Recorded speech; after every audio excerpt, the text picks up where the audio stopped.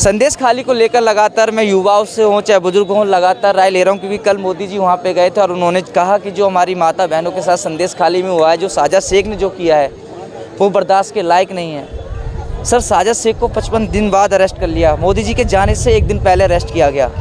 ममता जी को कहीं ना कहीं पता था कि मोदी जी यहाँ आएंगे रैली करने तो इसको चुनावी मुद्दा बनाएंगे और वो इस बात का जिक्र करेंगे, और वही हुआ। मोदी जी ने कहा कम से कम 150 महिलाएं जिनको रात को उठाया जाता था, जो नई महिलाएं होती थी, जिनकी नई शादी होती थी, उनको उठाया जाता था, उनके साथ रेप किया जाता था और सुबह छोड़ दिया जाता था। अब महिलाएं सामने आ गई हैं। सर, क्या कहना? सर, इसमें सबसे पहले बात तो मैं ये बोलना चाहूँगा कि जिसकी लीडर महिला हो, खुद ममता बनर्जी, उन्होंने खुद ही महिला को सेव करने के लिए कुछ नहीं किया।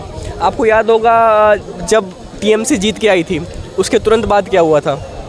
चारों तरफ कोहराम मच गया था, दिन दहाड़े रेप हो रहा था। जहाँ जहाँ बीजेपी जीते थी वहाँ का आप सिचुएशन देख सकते थे क्या हो रहा था वहाँ पे।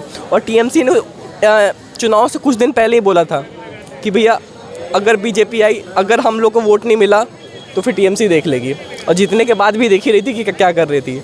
यहाँ तक कि आए दिन कुछ भी हो रहा है वहाँ पे। ये तो कुछ सामने आ जा रहा है तो अपन लोग को दिख रहा है कि भाई यहाँ ये चीज़ हुई है। बहुत सारी चीज़ें जो ये छिपा ले रहे हैं। कितने गवाहों के घर मतलब ये लोग लुट जा रहे हैं, कितने लोग कोर्ट में नहीं पहुंच पा रहे हैं, उनको सीधे सीधे बोला जा रहा है कि भैया तुम नहीं जा सकते, और अच्छे खासे पोजीशन पे जो है उन पे दबाव डाला जा रहा है। तो सोच लो जो नीचे पद पे हैं उनका क्या हाल होगा। तो बहुत ही दर्दनाक हालत है। अगर बीजेपी नहीं आई तो वहाँ पे तो ये लोग साफ कर देंगे। संदेश खाली का मुद्दा उठाया, जो महिलाओं को लगभग वो 150 महिलाओं के साथ रेप कर चुका है, रात को उठाता था, सुबह छोड़ता था। साजिद शेख, हालांकि अरेस्ट है मोदी जी के एक दिन पहले, रैली करने से एक दिन पहले अरेस्ट कर लिया गया। बड़े सवाल खड़े करता है ममता सरकार के खिलाफ। मोदी जी ने खूब घेरा है उनको, कहा है कि अपराधियों को बचा रही है टीएमसी, महिलाओं के साथ रेप कर रहे हैं, भूमाफिया जमीन हथिया रहे हैं, लेकिन टीएमसी अपराधियों को पनाह देती है। तो लगता है सर 2024 का जो चुनाव है कि बीजेपी वहाँ पे बड़ा इफेक्ट करेगी। स्टेट चला रही है वो।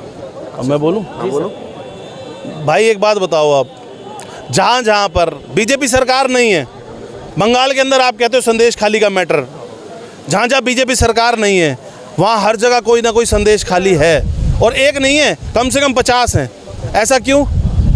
इसीलिए कि भैया विपक्ष का काम ही संदेश खाली में जो शेख पकड़ा गया है, मोहम्मदन पकड़ा गया है भाई, उसके जैसा हर इंसान कांग्रेस शासित प्रदेशों में है। राजस्थान में नहीं था क्या? बंगाल की आप बात कर रहे हो, कर्नाटका में नहीं है? अभी कल ब्लास्ट हुआ है, देखा नहीं क्या आपने न्यूज़ चैनलों पे? तो भैया जहाँ पर भी बीजेपी शासित प्रदेश है, चाहे बीजेपी सरकार का जहाँ भी मतलब अपना सरकार चल रही है, वहाँ पर ऐसा आपको सुनने को नहीं मिलेगा। अगर होगा तो एट ए टाइम उस चीज़ का होगा हल। योगी जी का हाल देखो ना आप, वो फिरौती लेता है, उसके बारे में पता चलता है भैया उसने 5 मर्डर करे हैं, उसमें देखा जाता है कि भैया इसने बंदे ने गलत काम किया है, तुरंत कार्रवाई होती है। आप एक बात बताओ, योगी जी के खिलाफ कोई गाली देता है, कुत्ते लोग हैं, गालियां तो चलो मुंह से बक सकते हैं एक संत के लिए, योगी जी के लिए गाली बकते हैं, उन्हें 24 घंटे में रिजल्ट मिल जाता है। संदेश खाली की तो बात दूर भैया, संदेश खाली को ममता बनर्जी ने पूरी की पूरी छूट दे रखी है उस इंसान को जो टीएमसी के अंदर है। हमारे को आज तक याद है, अभी 1.5 से 2 साल पहले हमारे अध्यक्ष हुआ करती थी नुपुर शर्मा बीजेपी में। नुपुर शर्मा ने एक छोटा सा वाक्य बोला अल्लाह के बारे में, आज तक बीजेपी ने उनको पूछा तक नहीं।